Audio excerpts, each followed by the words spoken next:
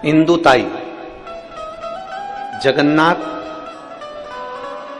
कालमेघ, मुकाम पोस्ट चौसाका, तहसील अंजनगांव, जिला अमरावती की रहने वाली हूं। मेरा मोबाइल नंबर ये है।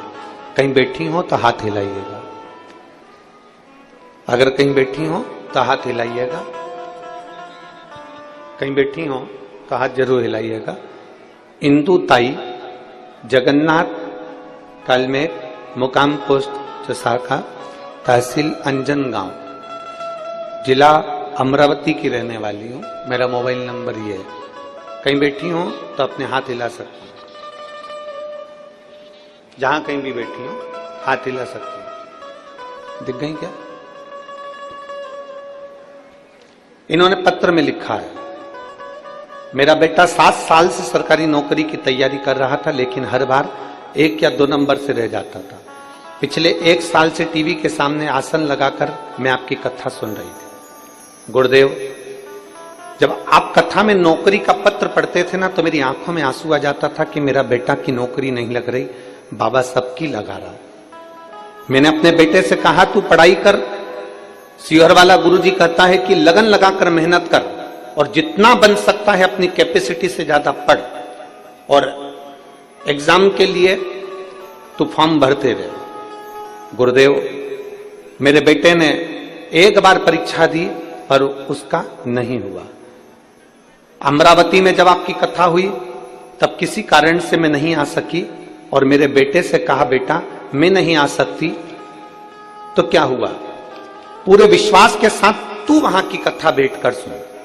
और मैं आज बाबा को धन्यवाद देने के लिए आई हूं कि आप कहते हो कि कथा के पंडाल में बैठकर कथा सुनने का फल क्या है। तो कोई मुझसे पूछे कि कथा के पंडाल में जब अमरावती में मेरे बेटे ने बैठकर कथा सुनी और जब अमरावती में भक्त आए तो उनकी सेवा में लगा रहा, बाबा की कृपा से आज मेरा बेटा फॉरेस्ट में रेंजर ऑफिसर के पद पर पदस्थ हो गया। मैं बाबा को धन्यवाद देने के लिए आई। कहीं बैठी हो तो हाथ हिला सकती हूं। इंदुताई, जगन्नाथ, कालमेघ, मुकाम पोस्ट चौसाका, अंजनगांव, जिला अमरावती। मेरा मोबाइल नंबर ये। शिव तत्व किसको कहते हैं? शंभु किसको कहते हैं?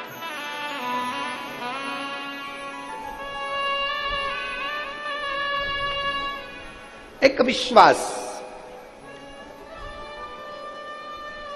और मेरी परतवाड़ा की जीजियों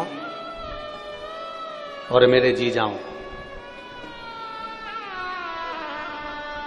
बहुत तपती हुई धूप में आप आए। 100-200 रुपए खर्च भी करे होंगे यहां तक पहुंचने के लिए। 50-60 रुपए खर्च भी करे होंगे यहां तक पहुंचने के लिए। आपसे केवल एक निवेदन है कि जितनी तपन में तुम आए हो और जो खर्च कर कर आए हो, तो यहां दिल से बैठकर बाबा से प्रार्थना कर कर जाना, तो अगली कथा में तुम्हारा भी पत्र होगा, खाली नहीं भेजेगा मेरा बाबा।